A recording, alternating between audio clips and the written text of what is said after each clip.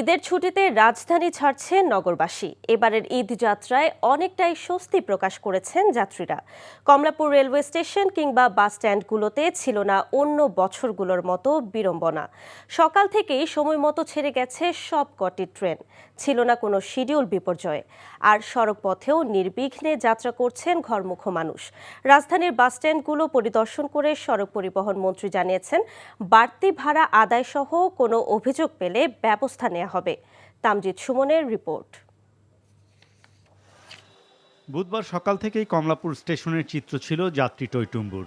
প্রিয়জনের সাথে ঈদ করতে ঘরমুখো মানুষের স্রোত ছিল ট্রেনমুখী। ট্রেনের সময় অনুযায়ী খুব সকালে স্টেশনে এসে নির্ধারিত আসন গ্রহণ করেছেন যাত্রীরা। তবে বুধবার সকালে যেসব ট্রেন ছেড়েছে সেগুলোতে ঝুঁকি নিয়ে ছাদে উঠতে দেখা গেছে অনেককেই। বাড়তি ভাড়ার কোনো অভিযোগ নাই। আমরা অনলাইনে সুন্দরভাবে টিকিট কাটছি।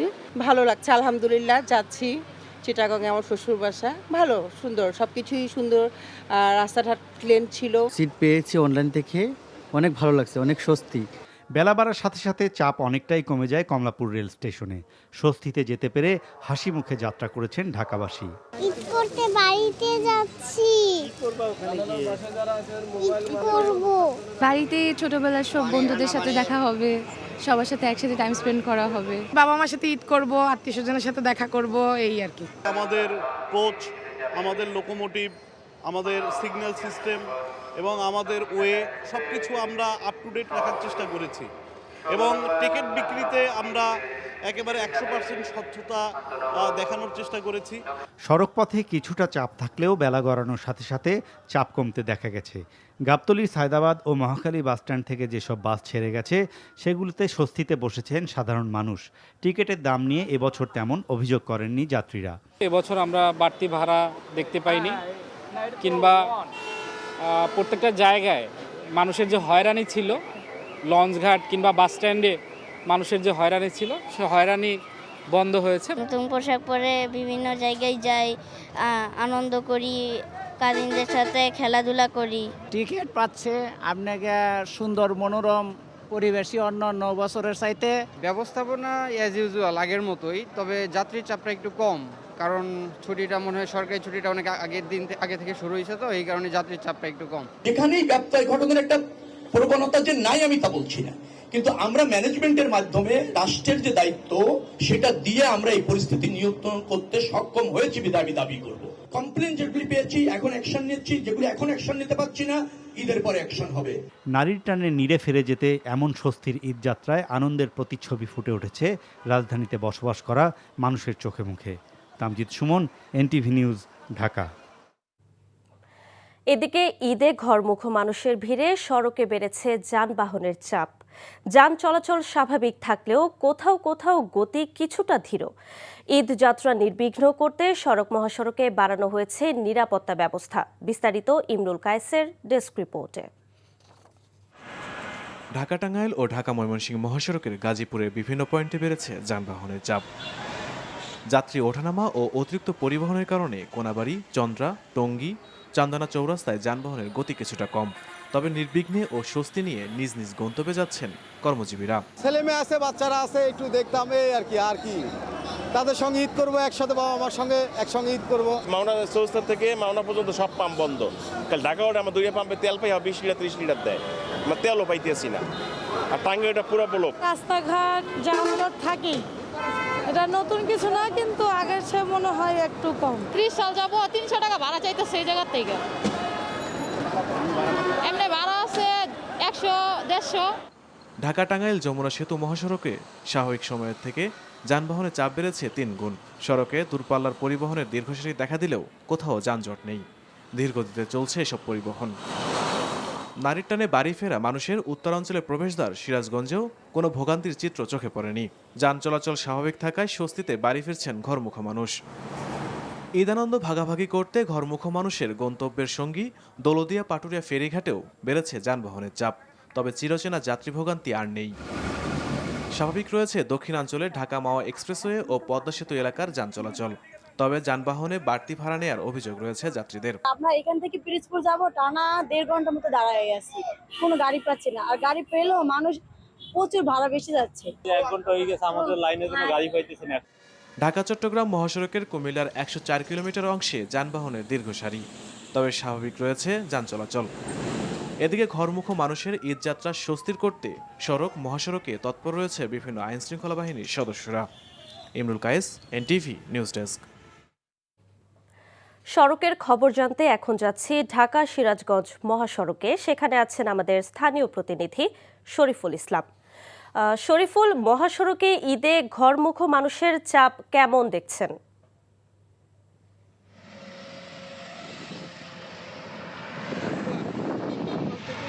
যানবাহন চলাচল করছে।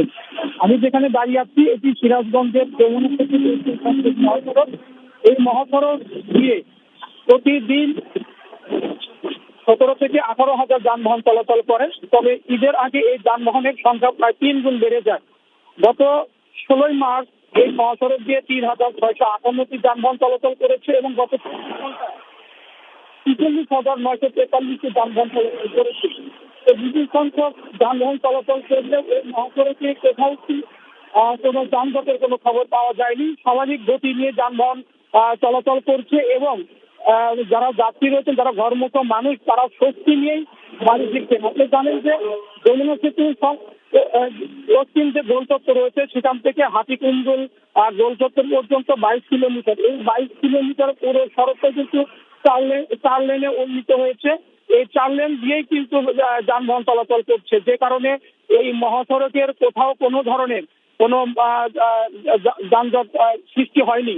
স্বাভাবিকভাবে যানবাহনগুলো চলাচল করছে।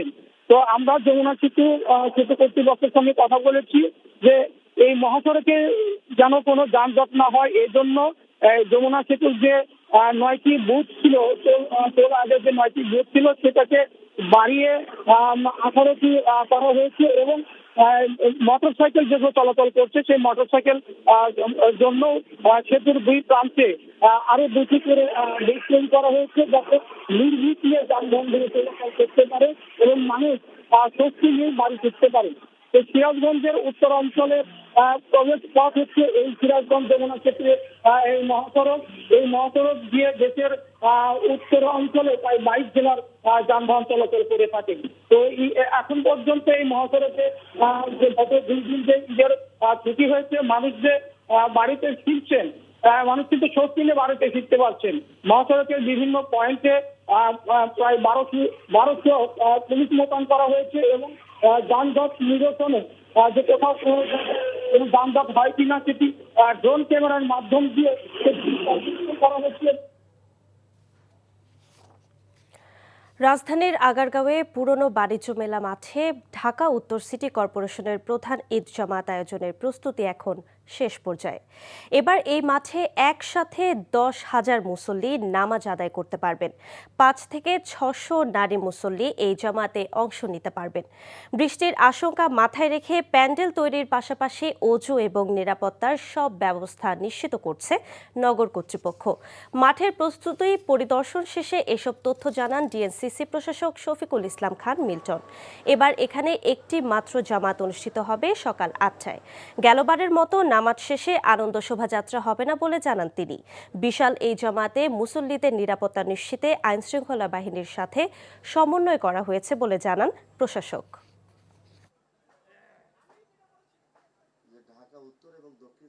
শনিবার দিন যদি ঈদ হয়ে যায় কিংবা শুক্রবার ঈদ হয়, সেখানে বৃষ্টি হওয়ার একটা সম্ভাবনা আছে। তো বৃষ্টি হলে সেই ব্যাপারে আমরা প্রস্তুতি নিয়ে রেখেছি, যাতে নামাজ আদায় করতে গিয়ে কোনো মুসল্লিদের কোনো বিঘ্ন না ঘটে। আর মহিলাদের জন্য আমরা পাশে 500 থেকে 600 মহিলা বোনেরা যাতে নামাজ আদায় করতে পারে সেই ব্যবস্থা আমরা করেছি। আমরা চাই প্রতিটি সদস্য ঈদের নামাজ আদায় করে তার পরিবারের সাথে অন্ততপক্ষে সময়টা কাটায়। ঈদ উল ফিতরের আগে শেষ মুহূর্তের কেনাকাটায় ব্যস্ত সময় পার করছে রাজধানীবাসী। অভিজাত শপিং মল থেকে শুরু করে ছোট বড় বিপণী বিতান আর ফুটপাতের দোকানগুলোতে ক্রেতা বিক্রেতা সবাই ব্যস্ত সময় পার করছেন। তবে ইতোমধ্যে অসংখ্য মানুষ ঢাকা ছেড়ে যাওয়ায় ক্রেতাদের ভিড় আগের তুলনায় অনেকটা কম। বিস্তারিত আরাফাত ইসলামের রিপোর্টে। চাঁদ দেখা সাপেক্ষে আগামী শুক্রবার বা শনিবার উদযাপিত হবে মুসলিমদের সবচেয়ে বড় ধর্মীয় উৎসব পবিত্র ঈদ উল ফিতর। ঈদের একদিন আগে রাজধানীর বিপণী বিতানগুলোতে যেরকম ভিড় হওয়ার কথা সে তুলনায় ভিড় অনেকটাই কম।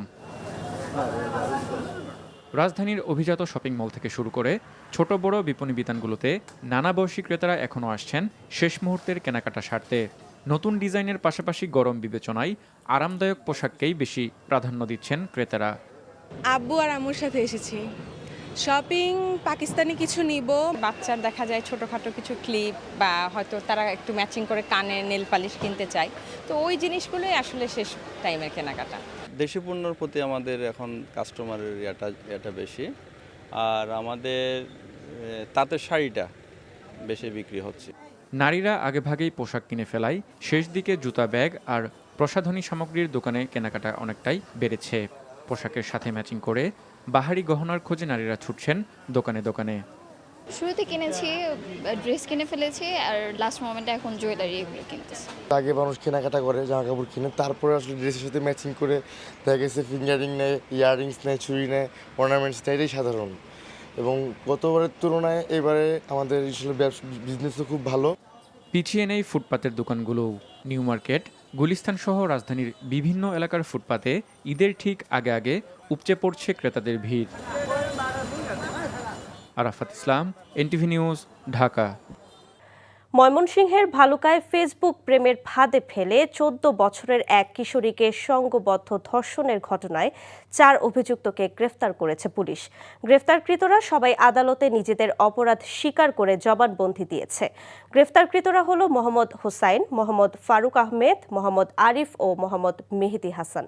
পুলিশ জানায় ভুক্তভোগী কিশোরীর বাড়ি নারায়ণগঞ্জে। শৈশবে বাবা মাকে হারানো এই কিশোরী সৎ মায়ের নির্যাতন সইতে না পেরে 2 মাস আগে বাড়ি থেকে পালিয়ে ময়মনসিংহে একটি বেসরকারি ডায়াগনস্টিক সেন্টারে কাজ শুরু করে। প্রায় 6 মাস আগে ফেসবুকে জিসান ইসলাম নামের এক ছেলের সাথে তার প্রেমের সম্পর্ক গড়ে ওঠে। তার সাথে দেখা করতে গেলে ওই কিশোরীকে নির্জন খালের পাড়ে নিয়ে গণধর্ষণ করে অভিযুক্তরা। খবর পেয়ে পুলিশ তাকে উদ্ধার করে হাসপাতালে ভর্তি করে। এই ঘটনায় মামলা হয়েছে। বিশ্বজুড়ে যুদ্ধের প্রভাব পড়লেও দেশে খাদ্য সংকটের আশঙ্কা নেই বলে জানিয়েছেন কৃষি, খাদ্য ও প্রাণী সম্পদ মন্ত্রী মোহাম্মদ আমিনুর রশিদ। মন্ত্রী বলেন, আগামী জুন-জুলাই পর্যন্ত দেশে পর্যাপ্ত খাদ্য মজুদ রয়েছে এবং আমদানির চেয়ে দেশীয় উৎপাদনই বেশি। দুপুরে কুমিল্লা আদর্শ সদর উপজেলার শিমপুর গ্রামে খাদ্য মন্ত্রণালয়ের খাদ্য বান্ধব কর্মসূচির আওতায় উপকারভোগীদের মাঝে চাল বিতরণ কার্যক্রম উদ্বোধনকালে তিনি এসব কথা বলেন।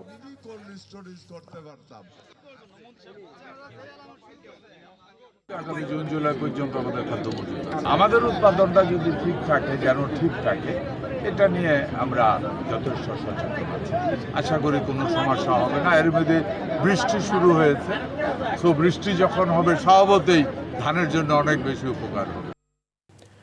বগুড়ার সান্তাহারে নীলসাগর এক্সপ্রেস ট্রেনের 8টি বগি লাইনচ্যুত হয়ে আহত হয়েছে অন্তত 25 যাত্রী। বন্ধ রয়েছে বগুড়া থেকে চিলাহাটি, সৈয়দপুর, পঞ্চগড় রুটে রেল যোগাযোগ। দুপুরে সান্তাহারের তিলকপুরে এই দুর্ঘটনা ঘটে। সান্তাহার রেলওয়ে থানা পুলিশের উপপরিদর্শক মাহফুজুর রহমান জানান, ঢাকা থেকে ছেড়ে আসা নীলসাগর এক্সপ্রেস ট্রেনটি বগুড়ার সান্তাহার স্টেশনে বিরতি করে। সেখান থেকে পুনরায় ছেড়ে যাওয়ার কিছু সময় পরেই ট্রেনটির 8টি বগি লাইনচ্যুত হয়। এই সময় যাত্রীদের মধ্যে আতঙ্ক ছড়িয়ে পড়ে। ট্রেনের ছাদে অনেক মানুষ থাকায় পড়ে গিয়ে আহত হয় অন্তত 25 জন। খবর পেয়ে উদ্ধার তৎপরতা চালাচ্ছে ফায়ার সার্ভিস সদস্যরা। দুর্ঘটনার পর পালিয়ে যায় ট্রেনের চালক সহ সকল স্টাফ। রিলিফ ট্রেনের মাধ্যমে বগিগুলো উদ্ধার এবং ট্রেন যোগাযোগ স্বাভাবিক করতে কাজ চলছে বলে জানিয়েছে রেলওয়ে কর্তৃপক্ষ। হঠাৎ করে দেখি গাড়িগুলো ব্রেক হচ্ছে, কয়েক ধাক্কায় ব্রেক হওয়ার ফলে গাড়িটা পড়ে গেছে। পার্বতীপুর এবং ঈশ্বরদী থেকে দুটো হেডকোয়ার্টার থেকে দুটি রিলিফ ট্রেনের কল হয়েছে। আমরা চেষ্টা করছি অতি দ্রুততার সাথে আমাদের রিলিফ ট্রেন এই দুর্ঘটনাস্থলে পৌঁছলে আমাদের যে সার্বিক যে কর্মতৎপরতা আমরা সেটি শুরু করতে পারব। সরকার গঠনের 1 মাস পূর্ণ করল বিএনপি। ত্রয়োদশ জাতীয় সংসদ নির্বাচনে একক সংখ্যাগরিষ্ঠতা নিয়ে সরকার গঠনের পর প্রতিশ্রুতি বাস্তবায়নে দৌড়ঝাঁপ শুরু করেন প্রধানমন্ত্রী তারেক রহমান। দায়িত্ব নেওয়ার 1 মাসের মাথায় 37,000-এর বেশি পরিবারের হাতে তুলে দেওয়া হয় ফ্যামিলি কার্ড, যার মাধ্যমে 37,567 পরিবার মাসিক 2,500 টাকা পান। 10 মার্চ কার্ডের উদ্বোধন করেন প্রধানমন্ত্রী। 1 মাসের মধ্যে ইমাম মুয়াজ্জিন পুরোহিতদের মাসিক সম্মাননাও চালু করে সরকার। প্রায় 5,000 ধর্মীয় প্রতিষ্ঠানের ব্যক্তিদের প্রথম ধাপে ভাতা তুলে দেয় সরকার। এছাড়াও ক্ষমতা গ্রহণের 1 মাসের মাথায় বহুল আলোচিত খাল খনন কর্মসূচিও শুরু করে বিএনপি। 54টি জেলায় 20,000 কিলোমিটার খাল খননের কাজ হাতে নিয়েছে সরকার। চট্টগ্রামের রাউজানের দেওয়ানপুরে ডাকাতির ঘটনায় 9 ডাকাতকে গ্রেফতার করেছে পুলিশ। দুপুরে চট্টগ্রাম জেলা পুলিশ কার্যালয়ের সংবাদ সম্মেলনে পুলিশ সুপার নাজির আহমেদ খান জানান, গ্রেফতারকৃত ডাকাতরা বিভিন্ন এলাকায় বসতবাড়ি টার্গেট করে রাতের বেলায় হানা দেয়। রাউজানের দেওয়ানপুরের আহমদ হোসেন বাবুলের বাড়ি থেকে ডাকাতি হওয়া স্বর্ণের অলংকার এবং নগদ টাকা পয়সা সহ ডাকাতিকালে ব্যবহৃত সামগ্রী জব্দ করা হয়।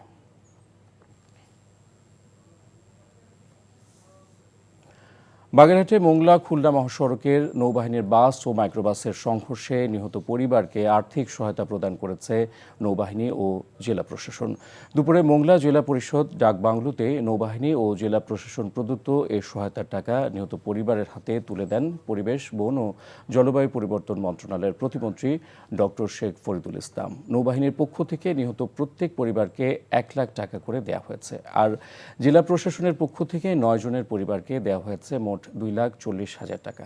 অপরদিকে রামপালের মাইক্রোবাস চালকের পরিবারকে দেওয়া হয়েছে 50,000 টাকা। গত 12 মার্চ মোংলা খুলনা মহাসড়কে নৌবাহিনীর বাস ও মাইক্রোবাসের সংঘর্ষে 14 জন নিহত হয়।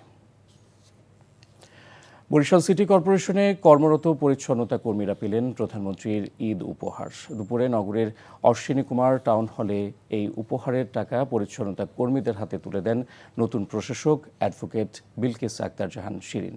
এই সময় নতুন প্রশাসক বলেন, শহরকে সুন্দর ও পরিষ্কার করে রাখতে হবে। কোনো অন্যায় ও দুর্নীতি সিটি কর্পোরেশনের যেন কাউকে স্পর্শ করতে না পারে। এ সময় ঈদ উপহার হিসেবে টাকা পেয়ে খুশি পরিচ্ছন্নতা কর্মীরা। বগুড়ার সান্তাহারে নীলসাগর এক্সপ্রেস ট্রেনে 9টি বগি লাইনচ্যুত হয়ে আহত হয়েছে 1/2 যাত্রী। বন্ধ রয়েছে উত্তরাঞ্চলের একাংশে রেল যোগাযোগ। যাত্রী ও স্থানীয়দের অভিযোগ, ট্রেন চালক সিগন্যাল না বুঝে দ্রুত গতিতে ট্রেন চালিয়ে যাওয়ায় দুর্ঘটনা ঘটে। পলাতক রয়েছে ট্রেনের চালক সহ স্টাফরা। নওগাঁ থেকে আসাদুর রহমান জয়ের পাঠানো রিপোর্ট। ঢাকা থেকে ছেড়ে আসা নীলসাগর এক্সপ্রেস ট্রেনটির বগুড়ার সান্তাহার স্টেশনে বিরতি করে। সেখান থেকে পুনরায় ছেড়ে যাওয়ার কিছু সময় পরেই বুধবার দুপুরে 9টি বগি লাইনচ্যুত হয়। এ সময় যাত্রীদের মধ্যে আতঙ্ক ছড়িয়ে পড়ে। ট্রেনের ছাদে অনেক মানুষ থাকায় পড়ে গিয়ে আহত হন অর্ধশতাধিক। সিগন্যালটা দেখতে পাইনি লোকের কারণে, মানুষজন বেশি থাকার কারণে ইঞ্জিনের থেকে ড্রাইভার দেখতে পায়নি। না দেখতে পাওয়ার কারণে ওভারটেক করে চলে গেছে, ওই ইঞ্জিনটা ওর উপর দিয়ে চলে গেছে, যা মাঝখানের বগি এগুলা পড়ে গেছে। হঠাৎ করে দেখি গাড়িগুলো ব্রেক হচ্ছে, কয়েক ধাক্কায় ব্রেক হওয়ার ফলে গাড়িটা পড়ে গেছে। দুর্ঘটনার পর থেকে বন্ধ হয়ে যায় বগুড়া থেকে চিলাহাটি, সৈয়দপুর, পঞ্চগড় রুটে রেল যোগাযোগ। খবর পেয়ে উদ্ধার তৎপরতা চালাচ্ছে ফায়ার সার্ভিসের সদস্যরা। পার্বতীপুর এবং ঈশ্বরদী থেকে ঘটনাস্থলে রওনা হয় উদ্ধারকারী ট্রেন।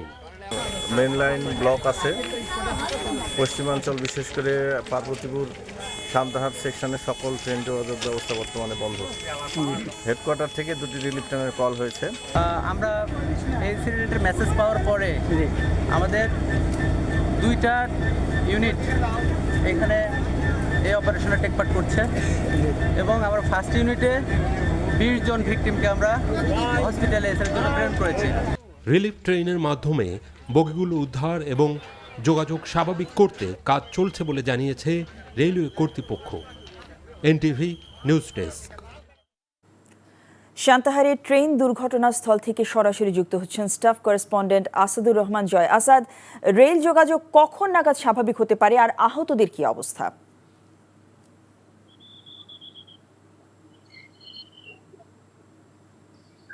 হ্যাঁ জসিন্তা, আজকে দুপুর 2:13 এই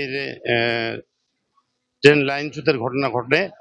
তো সন্ধ্যা 6টার পরে ঈশ্বরদী থেকে একটা উদ্ধারকারী রিলিফ ট্রেন এসেছে ঘটনাস্থলে, কাজ শুরু করেছে।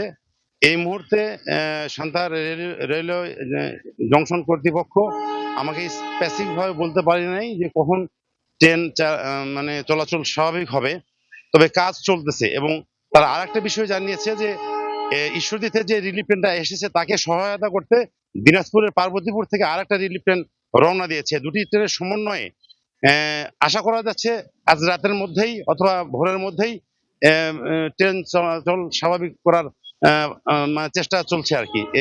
আর আমাদের কাছে যেটা খবর আছে, সর্বশেষ খবর সেটা হচ্ছে যে নওগাঁ সদর হাসপাতালে আমরা খোঁজ নিয়েছি যে এখানকার যে অ্যাক্সিডেন্টের যে এই ঈদ যাত্রার যে ট্রেনের উপরে যে যাত্রীগুলো ছিল তারা তো বেশি আহত হয়েছে। তাদের মধ্যে 60 জনকে নওগাঁ হাসপাতালে ভর্তি করা হয়েছিল, 40 জন প্রাথমিক চিকিৎসা নিয়ে চলে গেছে বাড়ি বাড়ি, এবং 20 জন হাত পা ভাঙা অবস্থায় এখনো পর্যন্ত নওগাঁ সদর হাসপাতালে চিকিৎসাধীন আছেন বলে আমাকে হাসপাতালের আবাসিক মেডিকেল অফিসার আবু জালাল গাফফার জানিয়েছেন। তো মোটামুটি এইরকমটা ছিল সান্তাহার থেকে। এখন পর্যন্ত আমার পিছনে সান্তাহার থেকে কোনো ট্রেন আর ছেড়ে যায়নি। একতা এবং বরেন্দ্র এক্সপ্রেস ট্রেনটি এখানে থামিয়ে দেওয়া হয়েছে, এখান থেকে সেই ট্রেনগুলোকে ব্যাক করা হবে। আর উদ্ধারকারী ট্রেন দুটির মধ্যে একটি কাজ শুরু করেছে, আরেকটি এসে কাজ শুরু করলে আমরা পরবর্তীতে জানা মাত্র জানিয়ে দিব যে আসলে সর্বশেষ খবরটা কি হচ্ছে। তো সর্বশেষ ট্রেন চলাচল কখন শুরু হচ্ছে এটা আমরা জানাতে পারবো। তো এই ছিল আমার কাছে সর্বশেষ জোসেন দেয়া। জানছিলাম সান্তাহারে ট্রেন দুর্ঘটনার খবর। ঈদযাত্রায় বাড়ি ফিরতে গিয়ে জাকির সম্রাট 3 লঞ্চের ধাক্কায় পিষ্ট হয়ে প্রাণ হারালেন 2 যাত্রী। রাজধানীর সদরঘাটে বিকেল 5টার দিকে এই ঘটনা ঘটে। এতে আহত হন ট্রলারে থাকা এক নারী। নিখোঁজ রয়েছেন আরও 3 জন। আহত ওই নারীকে উদ্ধার করে ঢাকার মিডফোর্ড হাসপাতালে পাঠানো হয়েছে। এছাড়াও নিখোঁজদের উদ্ধারে কাজ করছে ফায়ার সার্ভিসের ডুবুরি দল। প্রত্যক্ষদর্শী ও আহতরা জানান, কেরানীগঞ্জ থেকে ট্রলার যোগে এসে লঞ্চের পেছন দিক থেকে উঠতে গিয়ে এ দুর্ঘটনা ঘটে। এ সময় জাকির সম্রাট 3 লঞ্চটি দ্রুত টার্মিনাল ত্যাগ করে।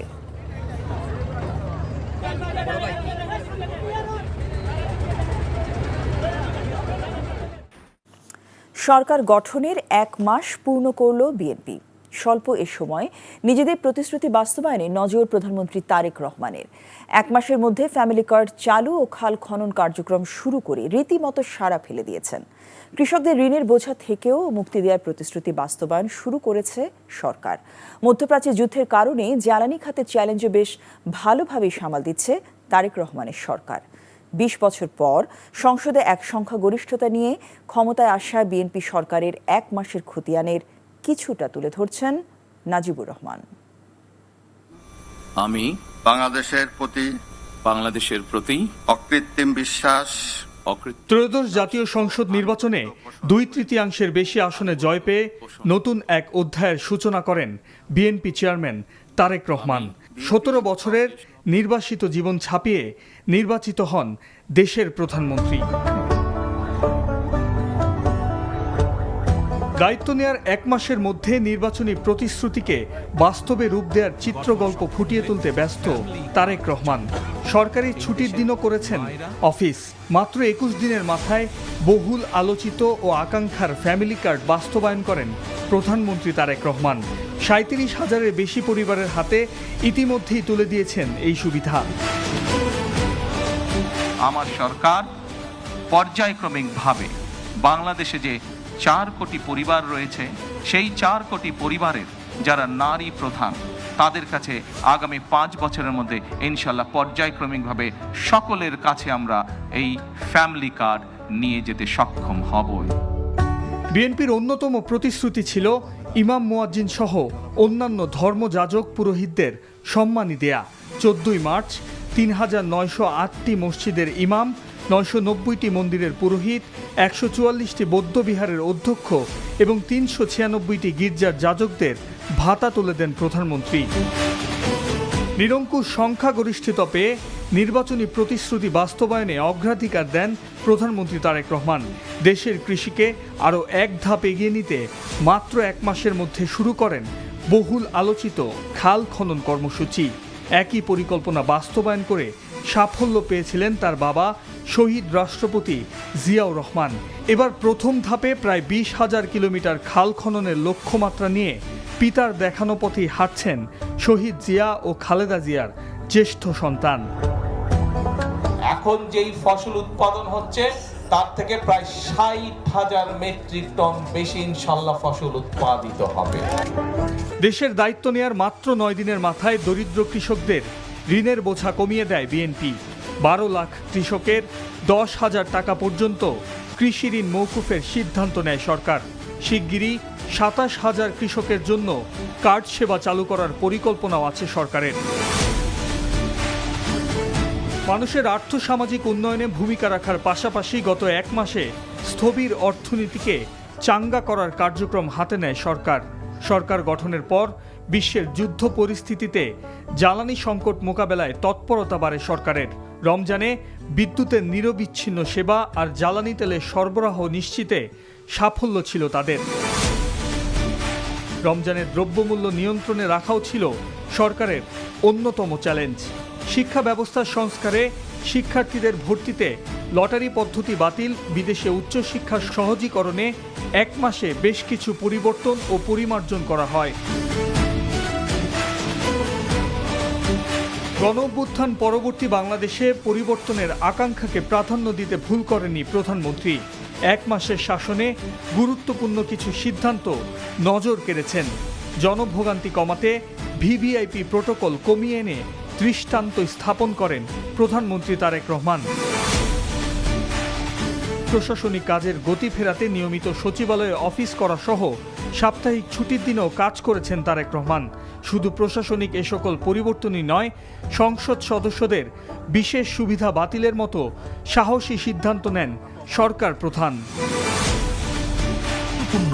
সম্পদ হচ্ছে এছাড়াও হেলথ কার্ড, নারীর নিরাপত্তায় আলাদা গণপরিবহন চালুর মতো যুগান্তকারী পদক্ষেপ এখন বাস্তবায়নের পথে।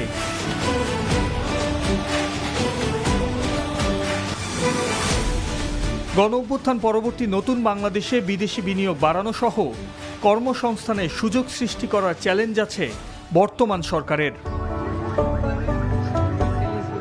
Najibur Rahman, NTV news, Dhaka. প্রায় 100% তৈরি পোশাক কারখানায় ফেব্রুয়ারি মাসে বেতন পরিশোধের পাশাপাশি ঈদ বোনাস প্রদান করেছে, এমন তথ্য জানিয়েছে তৈরি পোশাক প্রস্তুত ও রপ্তানিকারক উদ্যোক্তাদের সংগঠন বিজিএমইএ। দুপুরে রাজধানীর উত্তরায় সংগঠনটির নিজস্ব কার্যালয়ে আয়োজিত সংবাদ সম্মেলনে বিজিএমইএ সভাপতি মাহমুদ হাসান খান জানান, ফেব্রুয়ারি মাসে বেতন দিয়েছে 99.91% কারখানা। এছাড়া ঈদ বোনাস দিয়েছে 99.81% কারখানা। মোট 1783টি কারখানা ফেব্রুয়ারি মাসের বেতন পরিশোধ করেছে জানিয়ে তিনি বলেন, বাকি 2টি কারখানায় বকেয়া পরিশোধের চেষ্টা চলছে। সংকটে থাকা কারখানার বেতন পরিশোধে সরকারের হস্তক্ষেপে সহজ শর্তে 2,500 কোটি টাকা নগদ ঋণ সহায়তা পাওয়া গেছে বলেও জানান বিজিএমইএ সভাপতি। বিজিএমএর তথ্য অনুযায়ী কিছু সংখ্যক বড় কারখানায় আর্থিক সংকট ছিল। আমাদের সংগঠনের পক্ষ থেকে উদ্যোক্তা, ব্যাংক, শ্রমিক ফেডারেশনগুলোর সাথে সমন্বয় করে কারখানাগুলোর বেতন ভাতা পরিশোধ আমরা নিশ্চিত করেছি। মাত্র 2টি কারখানায় এখন বেতন এবং বোনাস দেওয়া হয়নি। এর বাইরে ফেব্রুয়ারি মাসের সকল বেতন পরিশোধ করা হয়েছে। ফেব্রুয়ারি মাসের বেতন পরিশোধ করেছে 99.91%। অবশিষ্ট 2টি কারখানার বেতন প্রদান প্রক্রিয়াধীন আছে। আজকে মধ্যে এটার সমস্যার সমাধান করা হবে। ফ্যাসিবাদ বিরোধী আন্দোলনে গুম পরিবারের সদস্যদের পুনর্বাসনে মুক্তিযুদ্ধ বিষয়ক মন্ত্রণালয় কাজ করবে বলে জানিয়েছেন ইঞ্জিনিয়ার ইশরাক হোসেন। বিকেলে রাজধানী নয়াপল্টনস্থ বিএনপি কেন্দ্রীয় কার্যালয়ে ঢাকা মহানগর দক্ষিণ ছাত্রদল আয়োজিত গণতান্ত্রিক আন্দোলনে গুম, খুন ও জুলাই আন্দোলনের শহীদ পরিবারের মাঝে ঈদ উপহার দেওয়া অনুষ্ঠানে একথা জানান তিনি। বলেন, গণহত্যা ও গুম খুনে জড়িতদের বিচার নিশ্চিত করবে সরকার। এ সময় সড়ক ও রেল যোগাযোগ মন্ত্রণালয়ের প্রতিমন্ত্রী হাবিবুর রশিদ হাবিব বলেন, অতীতের গুম খুনের বিচার করতে ব্যর্থ হলে রাষ্ট্র আবারও অস্তিত্বের হুমকিতে পড়বে। দেশে গণতান্ত্রিক ধারা অব্যাহত রাখতেই সব হত্যাকাণ্ডের বিচার নিশ্চিত করা জরুরি বলেও মন্তব্য করেন তিনি। নিজেদের অবস্থান নড়বড়ে হওয়ায় এনএসসি তদন্ত কমিটির কার্যক্রম শুরুর আগেই বিজ্ঞপ্তি দিয়েছে বিসিবি। যতই আইসিসির নিয়ম দেখানো হোক না কেন, অবৈধভাবে এই বোর্ড বেশি টিকতে পারবে না বলে মনে করেন ক্রীড়া সংগঠক রফিকুল ইসলাম বাবু। এদিকে সরকার চাইলে বোর্ডে পরিবর্তন আসাটা সময়ের ব্যাপার বলে মনে করেছেন এসিসির সাবেক সাধারণ সম্পাদক। মমিনুর রিপনের রিপোর্ট। নির্বাচন ইস্যুতে জাতীয় ক্রীড়া পরিষদের তদন্ত কমিটি নিয়ে উদ্বেগ জানানোর পর আবারও সমালোচনায় বিসিবি। বোর্ডের দাবি, বাহ্যিক হস্তক্ষেপে আইসিসিতে বাংলাদেশের সদস্যপদ হুমকির মুখে পড়তে পারে। তবে ভিন্নমত নির্বাচন ইস্যুতে বুলবুল নেতৃত্বাধীন বোর্ডের বিরুদ্ধে দাঁড়ানো ক্লাব সংগঠকদের। ক্রীড়া পরিষদের চেয়ারম্যান মাননীয় ক্রীড়া প্রতিমন্ত্রী ওনার কাছে একটি চিঠি দিয়েছিলাম, অভিযোগনামা দিয়েছিলাম যে তারা এই দুর্নীতির আশ্রয় নিয়েছে, এটার একটা সুষ্ঠু তদন্ত হওয়া উচিত। মাত্র তদন্ত কমিটি গঠিত হয়েছে, তারা তাতেই কিন্তু বিগড়িয়ে গেছে এবং তারা এটা এখন বলছে আইসিসির অজুহাত দিচ্ছে, যেটা একেবারে অনৈতিক। বোর্ড প্রেসিডেন্ট আমিনুল ইসলাম বুলবুল, সে কিন্তু যে নির্বাচন বোর্ড প্রেসিডেন্ট হয়েছে, সে কিন্তু সেটাও কিন্তু হস্তক্ষেপ করেই কিন্তু বোর্ড প্রেসিডেন্ট প্রথমবারও হয়েছে, দ্বিতীয়বারও হয়েছে। আইসিসিকে টেনে যে বিজ্ঞপ্তি দেওয়া হয়েছে তা সমীচীন নয় বলে মন্তব্য করেছেন আন্তর্জাতিক ক্রিকেটে বাংলাদেশের পরিচিত এই সংগঠক। এখন investigation committee is there investigating it. তাদের রিপোর্টের উপরে ডিপেন্ড করে whether that election has been genuine or not. And তারা বলে that election is not genuine, NSCB has the right to dissolve this body. NSCB also has the right to dissolve this body for non-function of cricket activities during that tenure. আমাদের board এখন যাচ্ছে crying to ICC যে ভাই তুমি আমাকে বাঁচাও। গুঞ্জন আছে কোনো পরিচালকের সঙ্গে আলোচনা ছাড়াই একক সিদ্ধান্তে এই বিজ্ঞপ্তি লিখিয়েছেন বোর্ড সভাপতি আমিনুল ইসলাম বুলবুল। Mominur Ripon, NTV news, Dhaka.